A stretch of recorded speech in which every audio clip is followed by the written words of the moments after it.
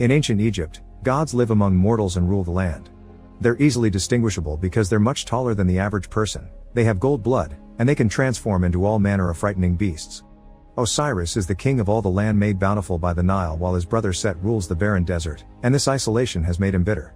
Eventually Osiris decides to pass the throne to his son Horus, who is in a relationship with the goddess Hathor. He cares about Hathor so much that he's gifted one of Egypt's greatest treasures, the bracelet of 42 stars, which can keep demons away. On the day of the coronation, everyone comes to the celebration, including every god but also every mortal in the city. This includes Zaya and her boyfriend Bek, a thief that doesn't hesitate to steal fancy things to make his girlfriend happy and perhaps run away together someday. After all the gods have given their regards and mortals have left their offerings, Osiris gives a speech and gets ready to put the crown on Horus. However, they're interrupted by the arrival of Set, who pretends to be here with a gift, but soon he fills the place with his own army. Then he hands Osiris the staff their father had gifted him, asking for a fight because he thinks it's his turn to rule. Osiris refuses to fight his own brother, so Set kills him on the spot and declares himself the new king of Egypt.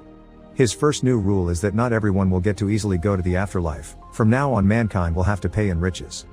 Horus won't stand for this, and he immediately begins fighting Set to take revenge on his father. They're both very good warriors with a similar level of skill, so they end up transforming into their metal beast forms to continue the fight in the sky. To help their master, Set's tropes come through and reflect the sun on their shields to blind Horus, giving Set the chance to claim victory and take Horus' eyes. Set is about to kill Horus too, but Hathor comes through and offers herself to him in exchange for Horus' life, thus Horus is exiled instead. 1 year later, most of Egypt has been slaved by Set, and now they lack the money to get an afterlife. Some gods have tried to defeat him to save the kingdom, but they all died, while Hathor keeps playing the part of caring lover to survive. Zaya is a slave to Set's chief architect Urshu, who is in the process of building the tallest obelisk Egypt has ever seen. Bek has been sent to do manual labor, but whenever he has the chance he sneaks into Urshu's office to visit Zaya. One afternoon Zaya shows Bek that Set's army is coming back with spoils of wars, meaning his vault will be unlocked in the evening, and this is the perfect chance for Bek to sneak in and retrieve Horus' eyes. To help him, Zaya steals the pyramid plans from Urshu, replacing them with blank parchments. When night falls, Bek jumps from a roof into the carriage carrying the gold, which is soon thrown into the vault. There, Bek uses the plans to avoid most traps, but he accidentally activates one anyway, and there's a third bridge that isn't on the plans at all. Fortunately, Bek is quick and nimble, so he dodges every attack and reaches the statue guarding one of Horus' eyes. When he grabs the eye, he falls into a pit full of scorpions, but thankfully the light of the eye keeps them away. In the morning, Bek goes to see Zaya again, but Urshu has discovered the switcheroo and is waiting for him with a bunch of guards. Bek uses the eye to blind them all and escapes with his girlfriend, but as they run away in a carriage, Urshu shoots his bow from the balcony and kills Zaya. Moments later they arrive at the temple where Horus hides, and Bek gets attacked by Horus with the staff when he doesn't immediately give him the eye back. Bek promises to do it if Horus revives Zaya, and Horus accepts to try, but his efforts are pointless. She's not hurt, she's already dead, and he can't cure mortality. Horus summons Anubis, the god of death, who takes Zaya's soul to the underworld to be judged.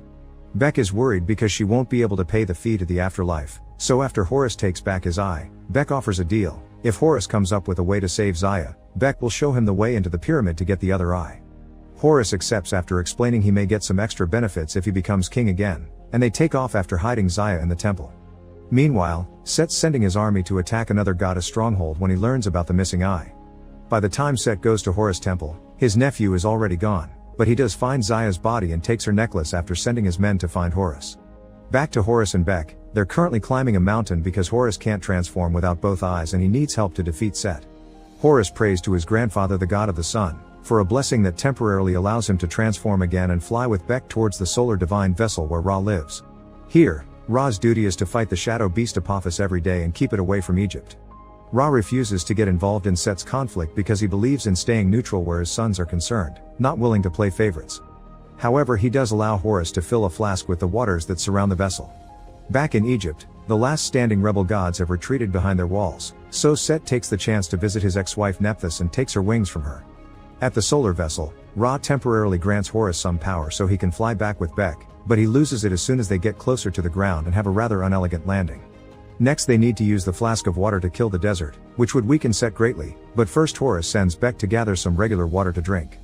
Near the waterfall, Bek is ambushed by Set's Minotaur army led by Nephthys. Fortunately, Horus quickly comes to his rescue and easily defeats them all, but Nephthys is only pretending to be dead. He waits for the right moment to push Horus and Bek off the waterfall before fleeing, and the only reason the pair survives is thanks to Horus' staff. Nevis reports back to Set, who kills him for having failed and sends his mighty hunters after Horus. Then Set asks Hathor to take him to the underworld, since she has access there because she used to be counselor to the dead. Hathor pretends she'll think about it, and when she has a free moment, she uses her powers on the sand to make it show her how Horus is doing.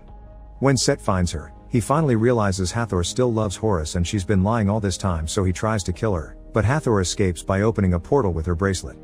At Osiris' tomb, Bek and Horus are pausing their walk back to the city to take a rest. Suddenly, Set's hunters show up riding giant snakes, and it's dangerous for Horus to fight them because he can't stand their venom in his current state.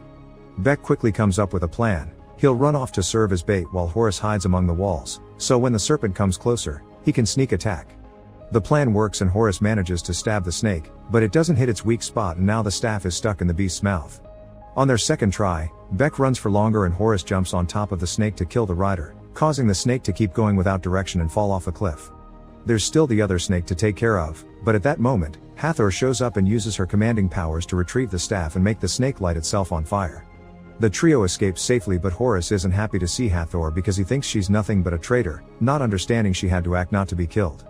Bek explains they're planning to get the other eye because he's seen the pyramid plans, but Hathor informs them there's something they don't know about. A sphinx guards the pyramid and it will kill anyone that can't answer its riddle. Horus decides to ask the god of wisdom for help, and on their way there, he won't stop arguing with Hathor about her choices. Tired of being taken for granted, Hathor decides to chat with Bek instead and is shocked to hear about Horus' promise. It shouldn't be possible to bring Zaya back, but for now, Hathor doesn't comment on it. Moments later, the trio makes it to Thoth's temple, which is full of copies of the god because he only trusts himself. Thoth refuses to go with them and tells them to bring the riddle to him instead, but that would get one of them killed. Bek changes his mind by playing his ego and saying he'd tell the Sphinx that Thoth had been afraid of getting the answer wrong. The four of them start making their way towards the pyramid, and Hathor takes the chance to scold Horus for promising Bek things he can't achieve. Horus doesn't feel bad though, because this lie is for the sake of the greater good. When they make it to the pyramid grounds, Horus decides to wait until night falls to pass undetected. While Thoth reminds Horus that Hathor became Set's lover just so Set would spare his life, Zaya uses her magic on the sand to show to Bek an image of Zaya waiting in line to be judged. Because Hathor used to guide souls too, she has the ability to speak to the dead, and she allows Bek to send Zaya a message of his fight to bring her back, which is cut short by Anubis. In the evening, the party approaches the pyramid to find it in constant movement. Bek chooses a door at random and jumps inside, where he parkours his way through a moving bridge that allows him to reach the wheel that makes it all stop. Now the whole group can enter and approach the Sphinx together, however Thoth gets the answer to the riddle wrong and the Sphinx begins attacking them. Bek and Hathor step away, and Horus holds back the Sphinx while Thoth keeps offering possible answers until he gets it right. The correct answer destroys the Sphinx and the group is free to approach the center of the pyramid where they need to drop the water, but a trap is waiting for them. Hathor and Horus get caught in a cage while Set suddenly shows up and steals Thoth's brain. Bek grabs the flask, intending to proceed with the plan, but Set gets him to stop by showing him Zaya's necklace and explaining Horus lied. Bek isn't sure who to believe, but that short moment of hesitation is enough for Set to steal the flask from him and destroy it. Then Set leaves, hoping the pyramid crumbling down will kill them, but Horus manages to open the cage and escapes with his friends by using the wheel as protection. Outside the pyramid, Bek calls Horus out for his lies and comes to the conclusion gods don't care about their people. Hathor feels they need to compensate Bek for all the lying and summons Anubis to offer herself in exchange for Anubis granting Bek passage to the underworld. Anubis accepts, and Hathor kisses Horus before she's taken away, leaving her bracelet behind so Bek can protect himself against the demons. Bek reaches the underworld safely thanks to the bracelet and begins looking for Zaya at the queue in front of the gate where the rich can pay for the afterlife and the poor are dissolved. Meanwhile, Set is making his beast transformation more powerful by adding Thoth's brain, Osiris' heart, Horus's eye, and Nephthys' wings to his magic armor. Then he flies to the solar vessel to take revenge on his father for having exiled him to the desert. Ra explains he's wrong and that he never played favorites, all this has always been a test. He gave Osiris the crown and when the time came, he knew he had to give that power away, so he passed his test. Set was given the desert as a test of patience because Ra wants his son to take over the vessel one day. This enrages Set because he doesn't want to be stuck here, spending his eternity fighting a space worm, and he proceeds to attack his father. Ra retaliates with his solar beam that no god should survive, but Set has the power of multiple gods now and manages to defeat Ra before letting Apophis roam free. In the underworld, Bek finds Zaya and wants to give her the bracelet so she can pay her fee to the afterlife, but they're interrupted by Apophis' attack, which forces Anubis to close the gates for now. Zaya convinces Bek to give Horus a second chance, and Bek uses the bracelet to come back to Egypt, teaming up with Horus again. A carriage sent by Nephthys takes the duo back to the city, where Set shows up with Ra's spear, and while standing on top of the obelisk, he commands Apophis to attack the Nile, which is the source of all life. Horus and Bek kidnap Urshu to make the architect get them inside the obelisk. While Horus makes his way up climbing, Horus and Urshu take the elevator and end up fighting. Their struggle knocks over a torch and the elevator catches on fire, so Bek ties his rope to the wall and jumps off before the elevator is taken over by the fire, falling down as it takes Urshu with it. At the top of the obelisk, Horus finds Set and begins another fight. Set thinks he's winning this, but Horus is just the bait while Bek shows up for a sneak attack. Putting on his armor, Set attacks Bek, who removes the eye from the helmet before Set pushes him away. Bek throws the eye at Horus, but the god decides to do the right thing and save Bek instead of the eye. Horus apologizes to Bek for everything before finally transforming into his beast form again, because it's good deeds and not greed that decide your worth. After leaving Bek safely on the ground, Horus goes back to fighting Set inside the obelisk, and by hitting the walls he manages to make the building crumble and hit Set as well. Once Set hits the ground, Horus kills it with Ra's spear. Afterward, Horus flies to the solar vessel and gives Ra his spear back, which instantly heals him with power. Ra wastes no time in fighting Apophis and sending it back the way it came, allowing Anubis to open the gates again. Horus returns to Egypt and receives his other eye from a child that picked it off the ground. Then, Horus checks on Bek, only to discover Set's push had wounded him and the boy dies in front of him. Overwhelmed with grief, Horus takes Bek's body to his temple so he can be next to Zaya. At that moment, Ra shows up and revives the young couple as a thank you to Horus for helping him.